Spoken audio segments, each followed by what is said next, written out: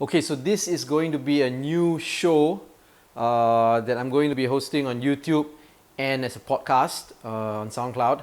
And it's going to be called Fat Bidin's Just Chit Chat lah with Zan Nazli. Now, I don't know if this is going to be a regular thing.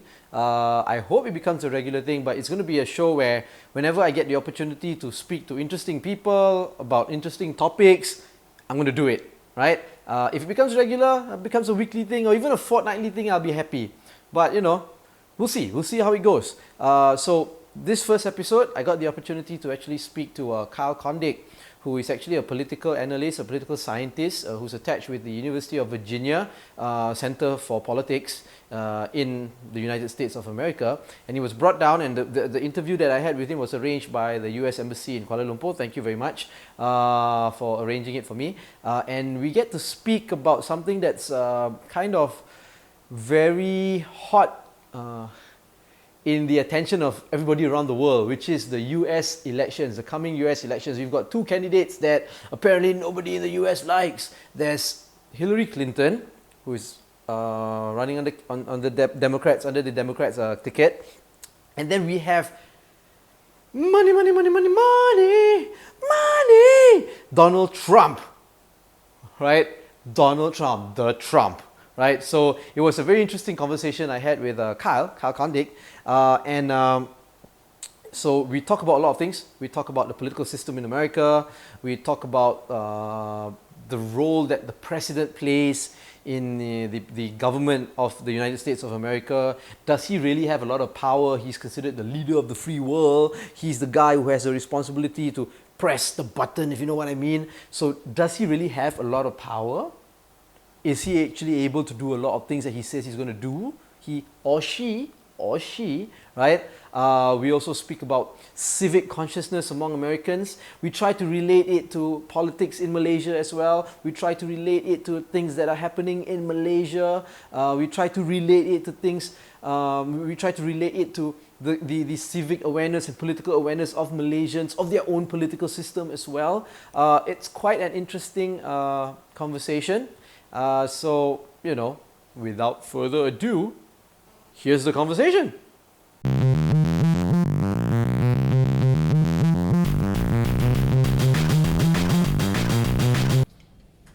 First question I want to ask you is, whenever there's a presidential election coming up, right, in the United States of America, it gets like this global attention. The media loves it. Everybody pays attention. Everybody observes. Everybody watches it. Everybody gets interested, and then it's really very personality based. Yeah. You know, like this one. You've got Trump, who is like I wouldn't say darling of the media.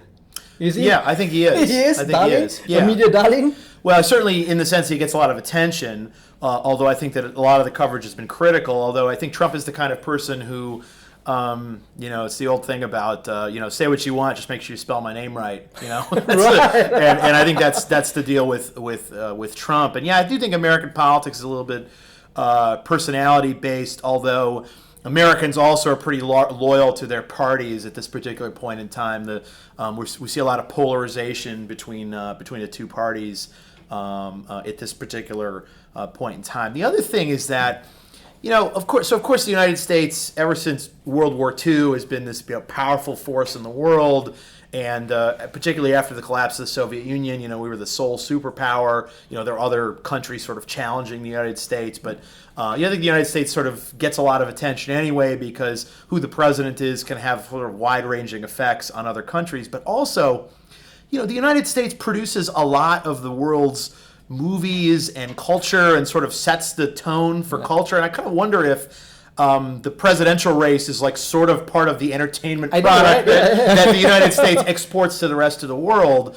So, you know, it's Captain America and it's Iron Man, and then it's also the presidential race. I just wonder if there's kind of a tabloid kind of interest in U.S. politics that sort of goes beyond just the actual like policy ramifications. And so maybe that's part of the reason why people, you know, halfway across the world from the United States, here in Malaysia, and I was also in Singapore, you know, really interested in American politics. And I think the people I've talked to have been really pretty well versed in what's going on. Yeah, I mean, if you walk in KL and even in Indonesia, you'll see people wearing Obama's T-shirts. Yeah, and all yeah. that. He's like a rock star. Yeah, well, I do think that symbolically, the United States electing an African American president was really a big deal to a lot of people all across the world, and Trump doesn't have that kind of appeal internationally. I don't actually think that maybe Hillary Clinton does either. Although just in public surveys I've seen of other countries, and also just in talking to people here, it's pretty clear that most of the people seem to support Clinton over Trump. How important actually is the president in the goings on of the country? How important is he? I think the president is really important, but I also think that the people who seem to think that the president is the only thing that matters and that we're sort of electing a dictator is probably not right. Americans really turn out to vote much more for president than they do for the down ticket offices. So, we elect the president every 4 years, and then every between the presidential elections, we have the midterm election, which is just House and some of the U.S. Senate seats. Turnout in the presidential is usually about 60%. Midterm turnout is usually about 35 to 40%. So there's a big chunk of voters, maybe about a third of the electorate, that just doesn't show up for the midterm elections. It just goes to show how much the president dominates the interest in the election. But, Congress is very important in setting U.S. policy. And also the president appoints justices to the Supreme Court when a vacancy occurs. In fact, there's a vacancy right now. Obama has appointed a replacement for conservative Antonin Scalia, who died earlier this year. Republicans in the Senate have refused to hold a vote on Obama's replacement for Scalia. But, the court also exercises some power over the legislative branch and the executive branch. And so, the president doesn't necessarily have... he has a lot of power, particularly in matters of foreign affairs, but he also needs, the support of Congress from time to time and the support of the courts. And if the president goes too far, the courts and the Congress can intervene to try to rein in the president. It's like a check and balance, right? Yeah, that's right. And in American politics, on one hand, it can be frustrating because, particularly in times of divided government, which is what we have now, you got a Democratic president, Republican Congress, kind of a split Supreme Court with a vacancy on the Supreme Court. It can be hard for a lot of things to get done, but sometimes a lot of people are in favor of action, but other people could be in favor of inaction, or just sort of letting, not introducing new government programs and that sort of thing.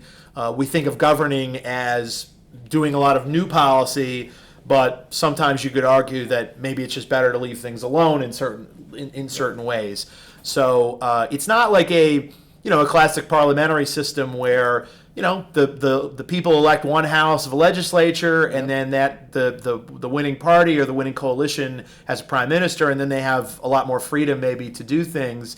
The United States government is not set up that way, and again, there are pluses and minuses to that. So it's really interesting for me because, okay, in Malaysia, we've got a parliamentary system. Yeah. You vote for a party, that party will select the prime minister. In parliament, when they have debates and all that, there's a party whip. Yeah, a guy who makes sure everybody in the party votes a certain way. So there's no individual. We have that in Congress too. The parties try to maintain unity on these votes, particularly in the U.S. House.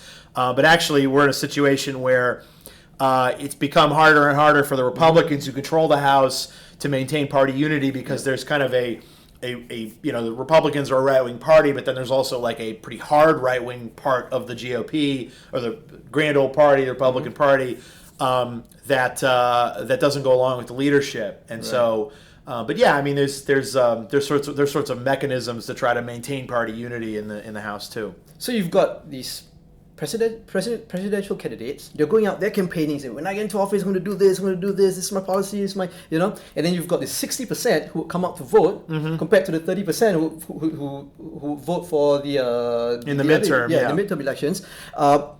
It's funny because actually the president, when he says he wants to do this and do that, he really can't do it because it has to depend on all these other branches, which most of the people who they don't go out to vote, right? And they're just voting for the president. It's what do you think about that? So it is again the presidential candidates make all sorts of promises and then they try to deliver on them. I'd actually say that whatever you may think about Obama as president, he did promise a number of things when he was running, including the Affordable Care Act, which is this sort of expansion of health insurance coverage, which is sort of worked and sort of hasn't maybe worked as well as some have hoped. But he campaigned on that, and then he got elected, and he did it with Democratic majorities in the House and the Senate. And he also can't, I think he was elected to wind down the war in Iraq, and he did that too. And he also has wound down the war in Afghanistan to a certain degree. And so, he did. I think he overpromised in certain other ways. He big part of his campaign was trying to bring the country together and to try to paper over some of the party divides in the United States, and that didn't work at all. Right. But the candidates do. Politicians say all sorts of things during campaigns, but generally speaking, they try to do the things they say they're going to do. Now, particularly if they don't control the House and the Senate, it's very hard for them to do that. But that they still try to make the effort. And I think that, Donald Trump has made some fairly outlandish policy proposals, including, building a wall on the Mexican border with the United States. In order to do that, he'd probably need to work with Congress to do it, or if he tried to do this by executive order, maybe there'd be a lawsuit over it or something. So again, you can see that sort of checks and balances in play. Sure. Speaking about executive order, okay, what are the powers or the authority that the president has that is solely his, and he doesn't have to seek approval from anywhere else? So the president has fairly wide-ranging authority in certain international matters. The president can basically has some powers to launch limited military engagements across the world. For instance, the United States intervened against ISIS, and the Congress never really approved that. In fact, I think Obama wanted Congress to approve certain missions in Syria and what have you, and Congress really didn't do it. And I think that Congress has kind of receded over in recent decades in the area of international affairs and sort of ceded more power to the president, in part because I think that Congress doesn't want to be held responsible for anything that might go wrong overseas. Right.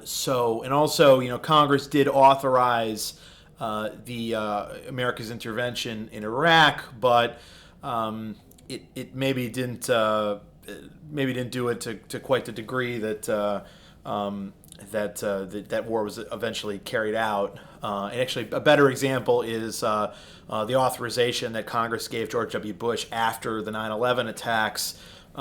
Maybe were taken a little bit further than Congress really intended. Additionally, the president does have certain powers to prevent people from certain countries from entering the nation, and this is germane if when Donald Trump has talked about banning Muslims from the United States, you can't do that because people who enter the United States don't have to reveal what their religion is. There's no religious test to enter the United States, so even if Trump wanted to do that, there's really not a mechanism to do that.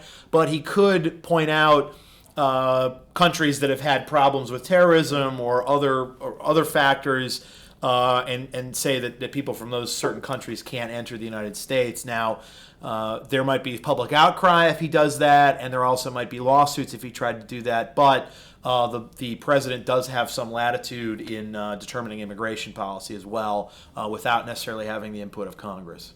Right. And now, how aware are Americans, the public, politically, when they see these two candidates? Now, a lot of people are saying that all the media that I've read and all that, and the observations that I've made and I've seen, it seems that a lot of Americans are not very happy with the candidates that they have right now. Right? So how is that going to affect the elections? Is it going to be a lower turnout? Is it going to be a higher turnout? Are they more aware of things? So we do have arguably the two most unpopular, the most unpopular pair of candidates we've ever had at a modern presidential election. Clinton's favorability is generally about 40% favorable, 55% unfavorable.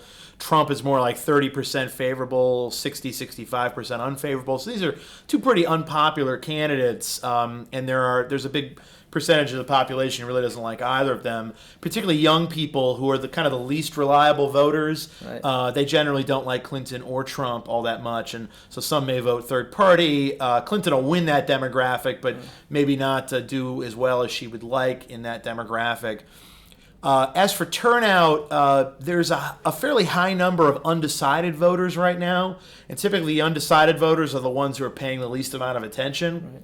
And so some of those undecideds may just decide not to vote at all, and so it's possible that turnout might actually go down from the customary 60% we've seen in the last few elections, because maybe there's some people who are just dissatisfied with their choices. On the other hand, perhaps the unique level of dislike of both Trump and Clinton will motivate people to come out to vote against the candidate that they don't like. Right, yeah. And there's a big group of voters who say, Clinton voters who say they're mostly voting against Trump as opposed to for Clinton, and an even bigger percentage of Trump voters who say they're voting against Clinton as opposed to for Trump. There's a phenomenon, or there's a name for this phenomenon in American politics. It's called negative partisanship. It means that you're more voting against the other party than in support of your own party. And if negative partisanship defines this election, then maybe turnout actually will go up. But I feel a little bit more like turnout's going to go down, maybe as opposed to up. Do you think if the voter turnout goes down, will it be in favor for the two candidates, or would it be better to have higher voter turnout? So generally speaking, Democrats do a little bit better when turnout's better, in part because Republican voters are generally the more reliable voters. They're older and whiter, and sort of those demographics vote more regularly, not just in presidential elections, but also in the midterm elections and other elections in the United States. And also some of the minority groups in the United States, including most particularly Hispanics, really don't vote at the level to which their population level would indicate. So they don't quite vote as much as their percentage of the population would be. In this election, though, there seemed to be a not insignificant number of reliable Republican voters who don't like Trump and might vote for Clinton. And so even if turnout goes down amongst the youngest voters, which might generally hurt Democrats, some of those typically reliable Republicans might vote for Clinton, in which case lower turnout might actually not be that bad of a problem for Clinton. Right, okay. See, in Malaysia, I think it's kind of similar, because in Malaysia, the ruling party, Barisan Nasional, would probably rely on a lower voter turnout, whereas the opposition might want a higher voter turnout. Yeah. So it's kind of similar, right? The Republican, Democrats, the Conservative, the Liberals. Yeah, and again, it's it hasn't always been the case that the youngest voters in the United States were the most Democratic, but it is at this particular point in time. And part of it is that non-white voters are so Democratic, and the youngest generation is also the most diverse generation. And despite Clinton's problems with young voters, a lot of young voters supported Bernie Sanders in the Democratic primary. Young voters really, really don't like Trump. And part of it is that a lot of non-whites perceive Trump to be hostile to them, and Trump has sort of not been particularly internationalist in his outlook. He's maybe offended certain minority groups. And young voters are the ones who are most particularly in tune to issues of diversity and issues of internationalism. So while Clinton may do worse than Democrats typically do with young voters, Trump probably will do worse than Republicans typically do. And so maybe it all just kind of balances out amongst the youngest voters.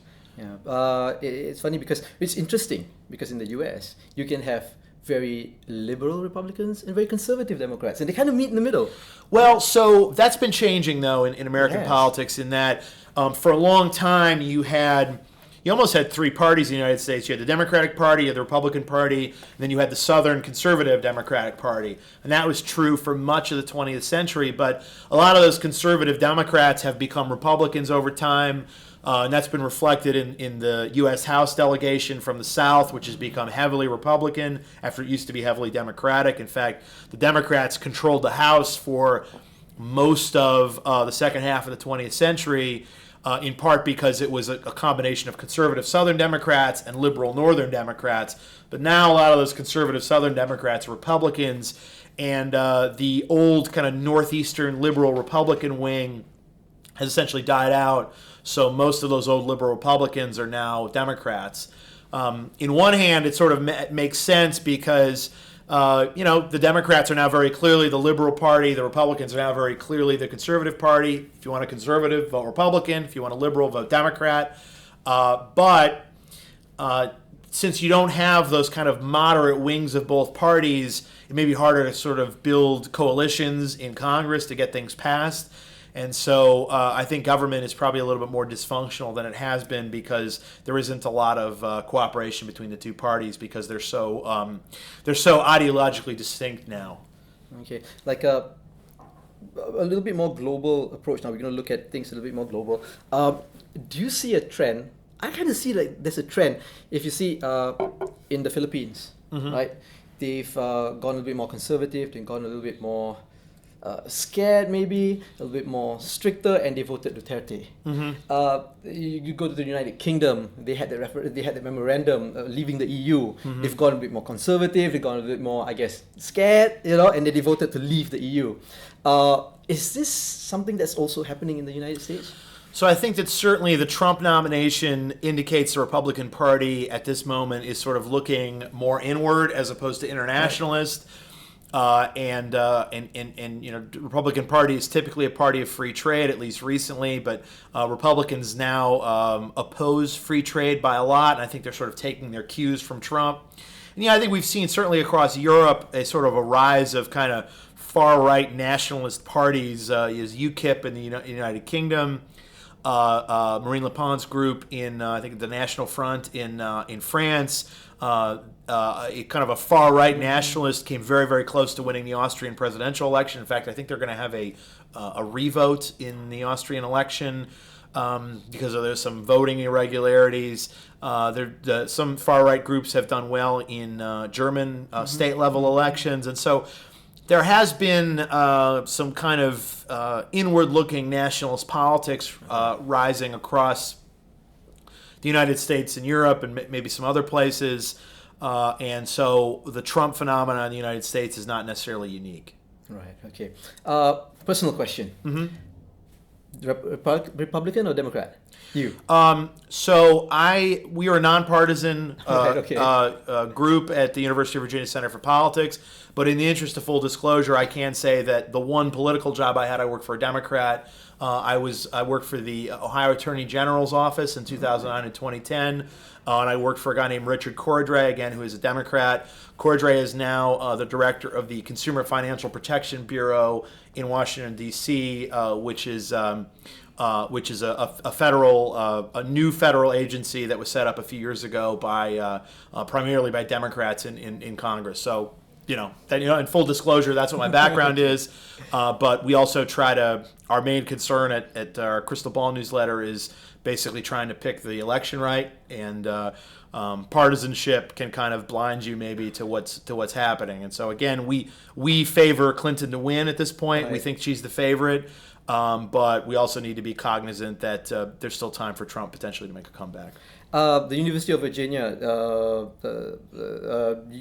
last night you mentioned that one of your objectives, one of your main intentions is to actually introduce civic education in the education system. You talk a little bit about that? So yeah, the University of Virginia Center for Politics, we do our Crystal Ball newsletter, but we also do a number of other things. We bring a lot of international groups to Charlottesville, so we've had really groups from all over the world who have come and learned about American democracy in Charlottesville and in other places, and we one of our partners in that is the U.S. State Department. We also do a lot of free civics education lesson plans for schools across the nation, and also some international schools too. And those are lesson plans about American governance. And we feel like that the motto for the Center for Politics is a good thing. A lot of people don't think that. They think that politics is bad. But politics is really the only way you get things done, and you have to sort of be cognizant of how government systems work, and then hopefully get engaged to try to accomplish the things that you want to do. And that's what we try to do. We try to get people interested in politics and try to teach them about what's happening. It's important, right? Yeah, I mean, I think that we can always do better in terms of getting people to turn out to vote, and maybe to be a little bit informed. And the country is so divided right now, and people increasingly are kind of self-selecting in terms of the kinds of news they get. Maybe they're getting partisan news. They're not really paying attention to the other side. what we try to do is sort of foster dialogue between the two sides and see if we can get people to understand each other a little bit better. Well, that's something that I've been trying to push in Malaysia as well. Recently, I went on radio trying to promote civic education and social studies in schools, from primary schools to secondary schools to even university level, which is very lacking in Malaysia. Yeah. You Well, know? and we find, part of the reason that we have our youth leadership initiative, which is our free civics education for a lot of schools, is that we find that American schools maybe don't do as good of a job as maybe they could in terms of teaching students about politics. I mean, part of the problem, I think, is that a lot of Americans don't like to talk about politics because politics can get people really passionate and fired up and argumentative, and I think that most people naturally want to avoid arguments. Right. And I think maybe teachers maybe aren't as comfortable sometimes bringing up partisan politics because they don't want to be seen as taking sides or that sort of thing. But it's important to talk about it. I think it's particularly important to talk about it with younger people as they're still sort of formulating their own opinions about things. I mean, I know that a lot of children end up taking after their parents in terms of their personal politics, but just because their parents may be one party doesn't mean maybe the kids, if they're exposed to different ideas, maybe they go a different way, and that's fine. I mean, that's what the country's supposed to be, and people are supposed to think for themselves. And so I think it's important that we try to teach people about that. I remember I spent a little bit of my formative years in the US. I think I was in 7th grade. It was in the 1989, 1990. I was in New York. I remember I had a social studies teacher, Mr. Nelson. Right? Every day he would come into class and he would force us to read the New York Times. Yeah. And this was like, I was 12? Yeah. 13? And so I think it's going okay. I think that's great, and I think that I think too many schools don't really do the current events kind of thing. I mean, I'm from the greater Cleveland area in Ohio. I went to basically upper middle class public schools there, and my education was very good. But in thinking back, I don't know if we got the kind of civics education that would have been, I think maybe we could have used a little bit more of that. And I ended up obviously getting into that as I got older. But we didn't really read a lot of nonfiction. We weren't really reading the newspaper all that often. And maybe it would have been, I guess if I was running it, maybe I would do it differently. But I also am obsessed with this stuff, so maybe I pay more attention to it than maybe is reasonable. So. Okay, last question. Do you think that soon, in the US, there's going to be a change of songs from Hail the Chief, I think, to maybe the theme song from The Apprentice? I do not. I do think that Clinton is favored in this election, Okay. but there may be certain things that happen unpredictably in the next few months that change that.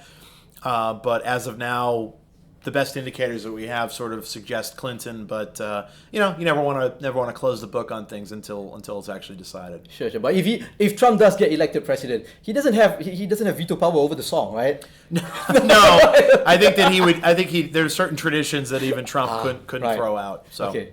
So thank you very much. Thank you. It's been a pleasure. Absolutely.